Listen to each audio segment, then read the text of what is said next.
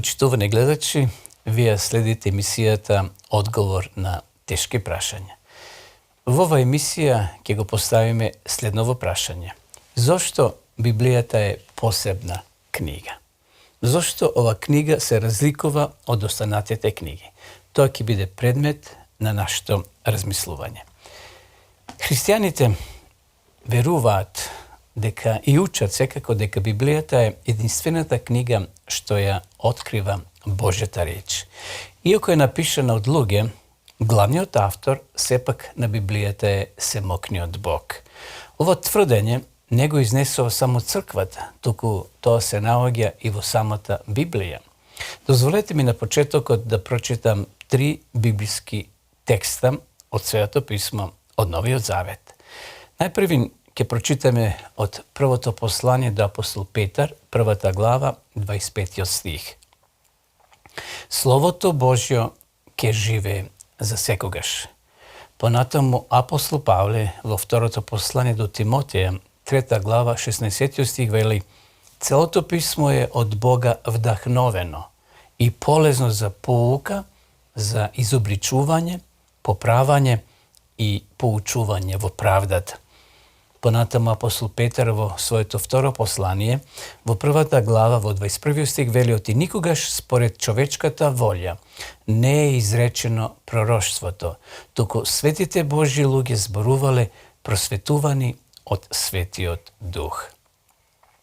Во Стариот Завет, почитувани гледачи, ја наоѓаме ова реченица: И Бог му рече на Мојсија, или Словото Господово дојде до Јона, или пак Бог рече на повеќе од 2000 места. Значи, на повеќе од 2000 места ќе ги најдете овие зборови.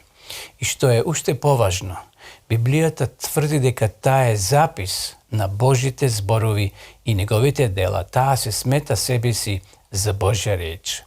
Самиот факт дека Библијата тврди дека е Божја реч не докажува сепак дека е токму она што таа тврди, дека е навистина Божја реч. Значи, има и други книги кои исто така за себе тврдаат дека се тие вистинските книги. Но сепак постои разлика. Разликата е во тоа што Библијата содржи непобитни докази дека таа е Божја реч.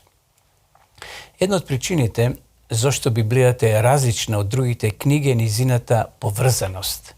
Иако таа книга ја составиле многу луѓе, низината поврзаност ја одржува раката на семокниот Бог.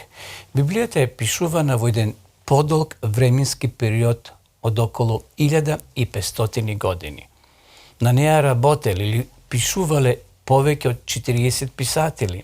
Овие писатели биле од различито потекло, вклучувајќи ги луѓето како што биле Исус Навин, кој бил генерал, Даниел бил министер во влада, Петар бил рибар, или пак Немија кој бил пехарник.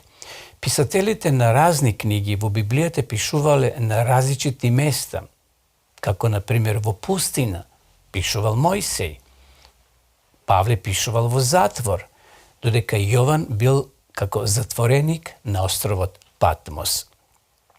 Библиските извештаи може исто така да кажеме, почитувани, дека биле пишувани на различити континенти, например во Африка, Азија, Европа. Библијата била пишувана на 3 тогашни познати јазици: хебрејски, арамиски и грчки. Исто така, содржината на Библијата се занимава со многу контраверзни теми. Да, Библијата е поврзана, таа формира една целина. Записот на Божјиот план за спасение за човештвото се протега од почетокот до крајот. Значи, од првата книга Мојсеева, па скроз тамо до крајот на Библијата, до Откровение 22 глава.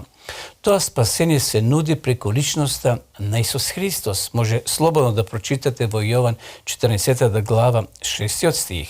Самиот Исус сведочи дека тоа е главната тема на целата Библија.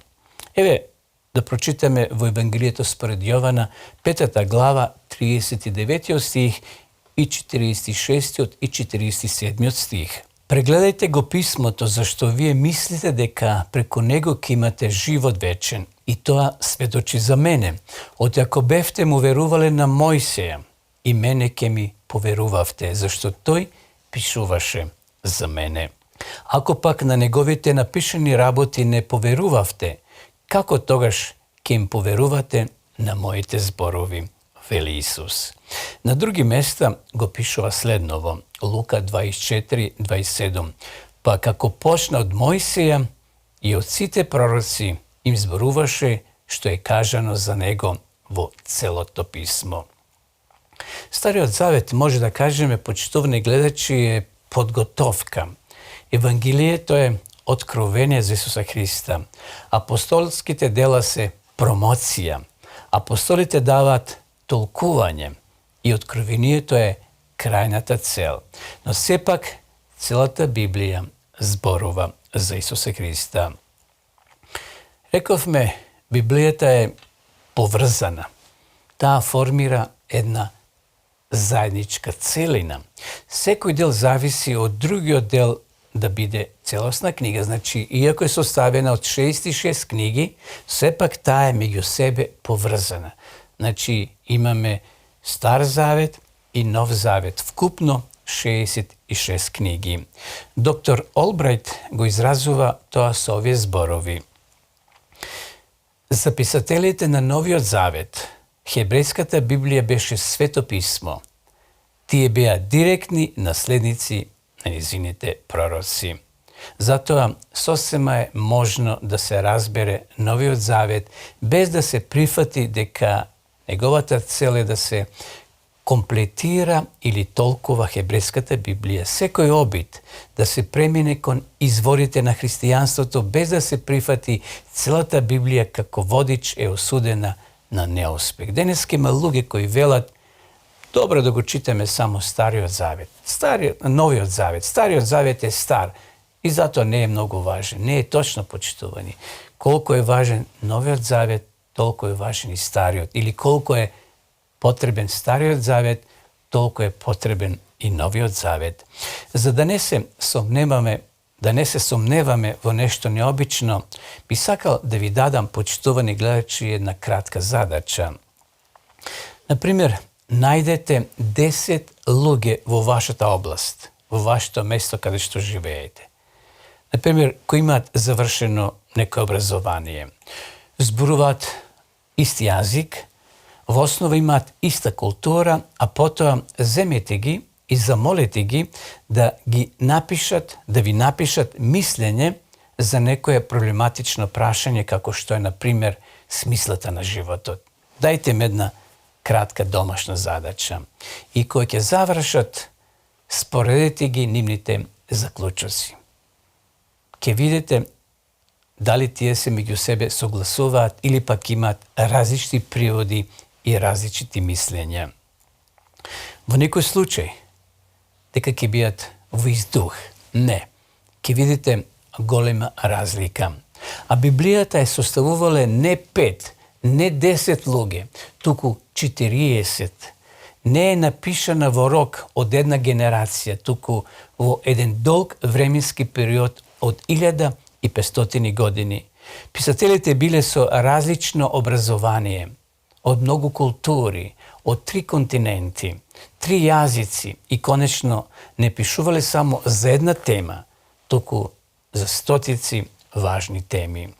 А сепак, гледате, Библијата, значи Свето писмо е една книга, една целина. Тоа е целосно хармонично, што не може да се толкува како игра на среќа. Целосноста на Библијата е јасен доказ за низиното божествено вдахновение, односно дека таа е божествено слово. Друга причина, почитувани гледачи, што можеме детално да кажеме да се толкува е сведоштвото на верниците од раната црква. Значи имаме сведоштво на верници кои живееле непосредно после Исусовото вознесение. Понатаму сведоштвата дадени од археологијата и историјата, а исто така и фактите за променливите животи на луѓето во текот на многу векови, колку Библијата извршила влијание на промена на карактерот на луѓето, па и до ден денес тоа го гледаме. Значи, Библијата не е една обична книга.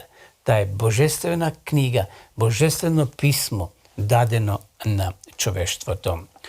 Овие фактори го навели и познатиот археолог Олбрайт да заклучи, цитирам: Библијата се издигнува високо на целата религиозна литература во однос на низината содржина. Исто така се издигнува и над сета друга литература поради директната едноставност на низината порака и универзалноста на повикот упатен до сите луѓе секаде и во секое време.